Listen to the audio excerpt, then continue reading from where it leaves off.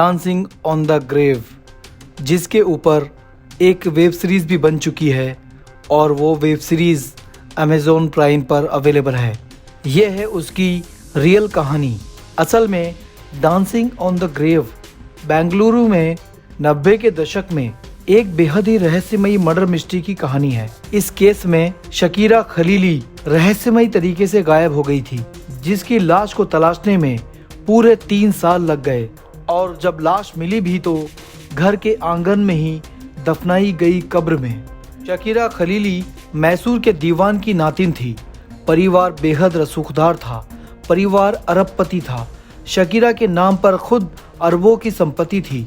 Shakira भी business से जुड़ी थी और वो बिजनेस था कंस्ट्रक्शन का। अब शकीरा की साल 1965 में अकबर मिर्ज़ा खलीली से शादी होती है। इनकी 4 बेटियां हुई। इसके बाद शकीरा और उसके शौहर में विवाद होने लगा। रिश्ता टूट गया।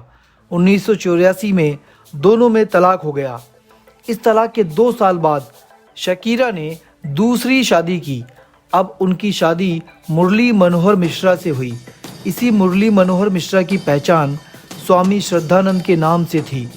अब शकीरा की दूसरी शादी तो हो जाती है, लेकिन बेटियों से वो खुद को दूर नहीं कर पाती। रोज़ाना अपनी बेटियों को फ़ोन करके ज़रूर हालचाल लेती थी। अपनी बेटियों से ज़्यादा लगाव को देखकर उसके दूसरे पति मुरली मनोहर मिश्रा यानी श्रद्धानंद को बुरा लगता था। उसे लगता था कि बीवी का पुराने पति से हुई बेटियों पर कुछ ज़्यादा ही ध्यान है। लिहाजा वो दबाव बनाता था कि बेटियों को फ़ोन न करे, लेकिन फिर भी वो माँ फ़ोन करती रहती थी। अब बात साल 1991 की आती है। उस समय शकीरा का फ़ोन बड़ी बेटी सबा के पास नहीं आया। कई दिन बीत गए, लेकिन माँ से बात नहीं हुई। तब उसे शक हुआ।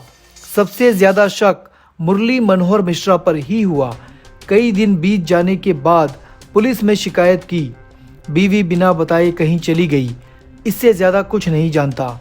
इस तरह के तमाम बहाने बनाए गए, लेकिन कभी उसने सही जानकारी नहीं दी। आखिरकार तमाम जांच से गुजरते हुए बेंगलुरु पुलिस 3 साल बाद सच का पता लगा लेती है। ड्रग्स देकर बेहोश किया, फिर ताबूत में डाल दिया। पुलिस की जांच में पता चलता है कि शकीरा की बेहद ही बेरहमी से हत्या की गई थी। असल में उसे पहले ड्रग्स दिया गया था, जिससे वो बेहोश हो गई।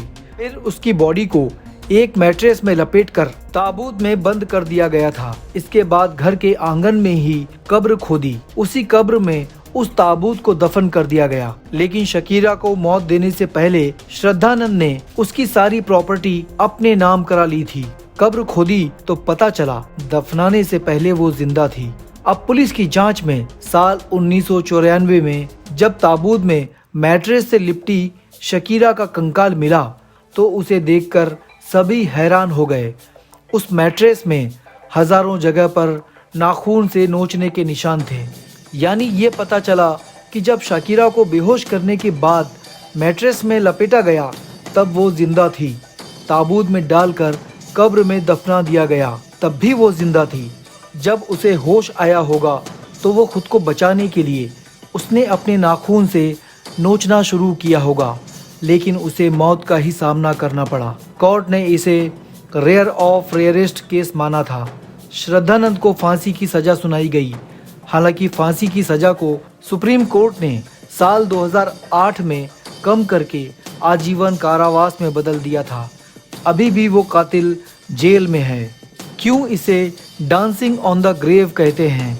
शकीरा खलीली मर्डर केस को आखिरकार डांसिंग ऑन द ग्रेव नाम दिया गया।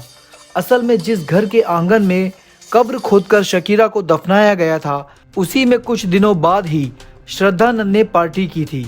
उसी कब्र के ऊपर लोगों ने डांस करते हुए पार्टी की थी। इसीलिए इस केस को डांसिंग ऑन द ग्रेव नाम दिया गया। अब ये वेब सीरीज़ के फॉर्म में अमेज़ॉन प्राइम पर अवेलेबल है। दोस्तों, आपको ये नरेशन कैसा लगा आप कमेंट करके ज़रूर बताएं और प्लीज़ हमारे चैनल को सब्सक्राइब करें।